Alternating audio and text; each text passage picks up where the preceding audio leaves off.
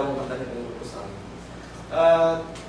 Gusto ko rin po sanang mahingi ng komento po yung mga youth people po natin na ulit mga komento din po nila. Gusto po ito ni Jacob na magsalita po, mag-share po ng experience po niya sa gitna po. Sige nga, parinig. Sige nga, Jacob. Si Chelsea. Wow. Si Chelsea ang Pedro.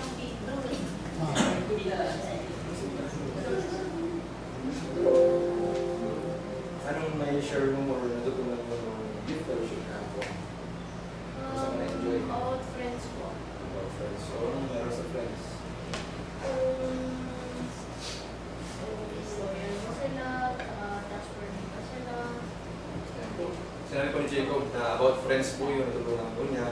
Kung sila po ba ay loyal or trustworthy. Ano po. Na-enjoy mo naman po yung youth fellowship na po.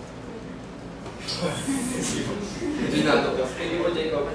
Hindi bang beautiful natin wala? Special thanks din po pala sa inaanak ni Sister Hailey kay Brother Rodrigo na nag-provide po ng sasakyan namin papunta doon. So, libre po yung naging sasakyan namin papunta doon. So, thank you po. And ito po, another announcement from Sister Jean. Sa November 24, 2024 po, after daw ng sermon, is doon daw sa Kenny Rogers sa Imo sa loob siguro ng Robinson Imos. First birthday po yan na sa Robinson sa bago mag-movie na may Kenny Rogers na. Okay, dito po sa May lumi na po.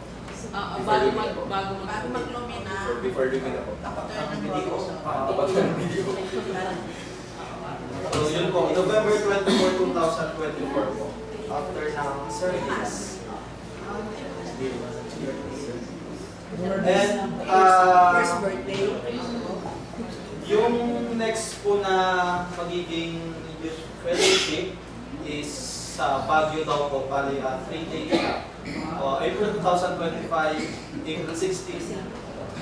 April 16 to April 19, 2025, next year po. Siguro, include na po doon yung music lesson. Kaya ganun po katagal kasi ano mismo yung fellowship sa Heritage. Hindi na po siya manatawag na youth fellowship, manatawag na po siya youth class po. So, ang alam po namin parang national lang po siya. So, mas marami po participants. Experience namin yan nung araw kay Brother Roger, no? Tsaka yung mga Amerikano dito sa Baguio. Kasama yung mga anak ko nun. Tapos ako yung parang nag-lead sa mga kabataan. Hopefully po, Para organize pa. okay po. Hopefully po, pagkaroon po ng Panginoon para po sa Imos Church of Christ na makaten po sa ganung event.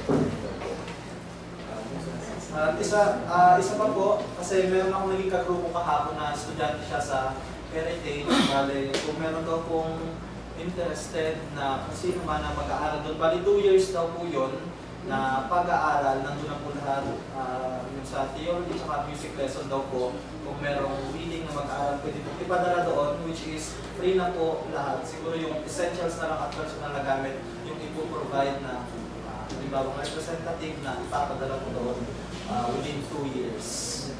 So, kasi po dahil dun sa nangyari kahapon, yung pag-aawitan nila kung gaano kaganda sa pandinig, parang nakaka-encourage din na sana soon meron tayong maging representative doon para maaral din natin yung music lesson. Madala po natin dito. Ma-apply po natin yung apat po na tune or tone po ang voices. Ayun nga po, maraming salamat po sa lahat po ng suporta ninyo para po sa ating mga kabataan na magpalay po tayo ng Panginoon. Thank you po.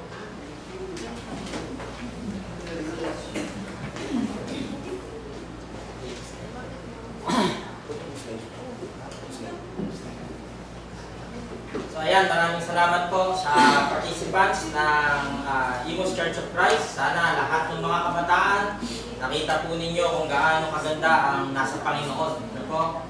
At sana utubin nga ng Panginoon na matuloy yung sa Baguio at ang lahat ng mga kabataan natin ay makiisa sa ganitong gawain. Napakasarap pakinggan, ano? Para mga anghel na nag-aawitan.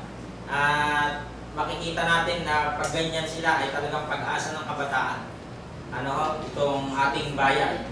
Sila yung magiging pag-asa kasi kesa sa ibang mga bagay sila natututo, dito sa Panginoon, ang yan ang gusto ng Diyos na ang bawat mga kabataan ay mabuksan sa ganitong mga bagay. Sana po nag-enjoy yan lahat. Panalangin natin ang mga plano ng church na matuloy sa magandang gawain para sa pagpapalakas ng iglesia. Makilala natin yung ibang mga kapatiran na hindi pa natin nakikilala. Maraming salamat po sa ating mga kapatid na nanguna sa ganitong gawain. At nawa, isama natin sa panalangin na maging matagumpay. Ako na po ang closing prayer.